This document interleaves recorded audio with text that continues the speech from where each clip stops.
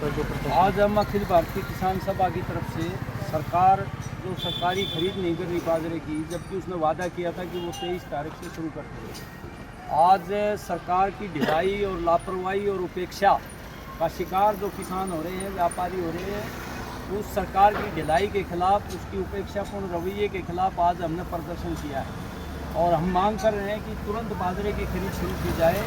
हरियाणा सरकार टाल मटोल की नीति अपना रही है और ये बहाना लगा रही है कि बाजरा काला हो गया, जबकि ऐसा कोई प्रावधान नहीं है।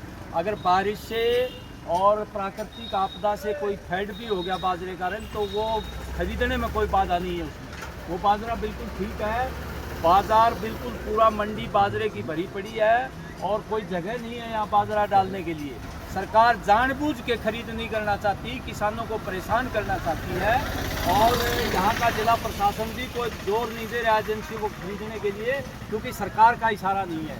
इसलिए हम हरियाणा सरकार से ये कहना चाहते हैं कि आपकी जो किसान विरोधी, व्यापारी विरोधी, मजदूर विरोधी और आम जनता विरोधी नीति है, वो लोगों के सामने आ रही है। ना तो आप जल भराव की निकासी कर रहे हैं, ना किसानों को डीएपी और यूरिया खाद दे रहे हैं, ना कोई मुआवजे की घोषणा कर रहे हैं और जो थोड़ा बहुत बाजरा बच गया था वो मंडी में आ रहा, ना उसकी खरीद कर रहे हैं।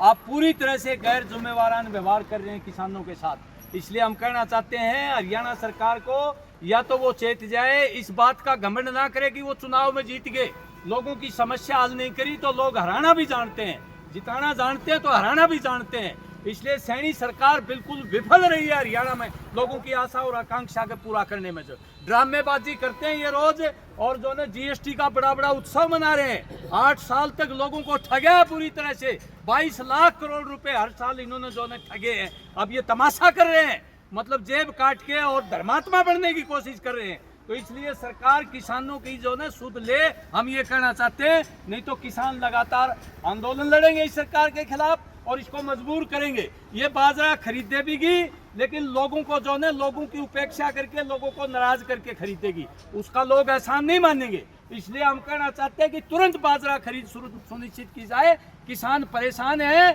यहाँ आ रहे हैं, यहाँ व्यापारियों ने भी एकता बना ली, जगह नहीं है कहाँ डालने का। व्यापारी भी कह रहे हैं भाई बाजरा डालने की कोशिश ना करना, क्योंकि पहले वाला बाजरा नहीं उठा है। मौसम भी खराब है, ये बाजरा अगर खराब हो गया तो ये व्यापारी का नुकसान होगा, किसान की मेहनत का नुकसान होगा। हम ये कहना चाहते हैं आज से ही खरीद जो है सुचारू रूप से सुनिश्चित की जाए, शुरू की जाए। हम ये कहना चाहते हैं। खरीद शुरू नहीं होती तो आगामी रूपरेखा क्या रहने वाली काम की? देखो जी, जब तक ये खरीद नहीं करेंगे हम तो रोज इनके जुलूस काटेंगे, प्रशासन के भी, सरकार के भी। प्रजातांत्रिक समाज में यही किया जा सकता है, शांतिपूर्ण तरीके से प्रोटेस्ट किया जा सकता है। और हम कौन सा इनको लठ मारेंगे? लठ तो मार नहीं सकते, क्योंकि लोकतंत्र है। लोकतंत्र में ये काम अच्छा नहीं कर रहे, इसलिए हम इनके खिलाफ जो है ना, लगातार इनके खिलाफ लोगों के बीच में जाते रहेंगे और इनकी जो कार्य प्रणाली है, जो उपेक्षापूर्ण रवैया, उसको लोगों को बताते रहेंगे।